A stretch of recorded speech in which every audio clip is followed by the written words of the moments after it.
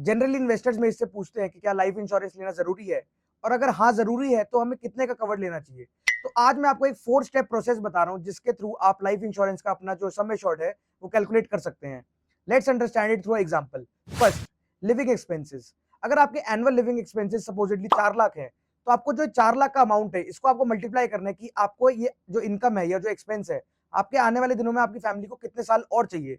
For example, अगर आपका 4 लाख का एनुअल एक्सपेंस है, so multiply 8/20 is equal to ₹80 lakh. तो जो 80 लाख का एक्सपेंस है वो आपकी फैमिली को चाहिए होगा आने वाले 20 सालों में। सेकंड, आपको अपने जितने भी आउटस्टैंडिंग डेट्स है, यानी कि जितने अभी आपने home loan, car loan, personal loan लिया हुआ है, उसका आपको अमाउंट ऐड करना है। फॉर एग्जाम्पल, हम ले लेते हैं कि जो भी आपका टोटल लोन अमाउंट है दैट इज 30 lakhs। थर्ड, जो भी आपके बड़े फ्यूचर एक्सपेंसेस है, फॉर एग्जांपल अपने बच्चे की एजुकेशन या अपने बच्चे की मैरिज प्लानिंग, उसका जो भी एक आपने अमाउंट सोचा है वो आपको उस टोटल लाइफ इंश्योरेंस के लिए आपको ऐड करना पड़ेगा। फॉर एग्जांपल यहाँ पर हम ले लेते हैं 50 lakhs। Last is existing assets, जो भी आपके पास है आपने जोड़े हुए हैं उसको हम सब्ट्रैक्ट करेंगे।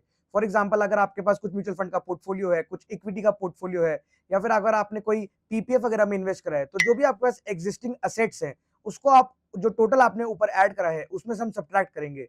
फॉर एग्जाम्पल, यहाँ पर हम ले लेते हैं 50 lakhs। तो जो भी अब आपका अमाउंट ऐड और सब्ट्रैक्ट करके आया है, this much amount is the insurance that is required. So I hope आपको ये 4 स्टेप का जो प्रोसेस है इजी रहेगा और आपको लाइफ इंश्योरेंस का अमाउंट कैलकुलेट करने में बेनिफिट मिलेगा।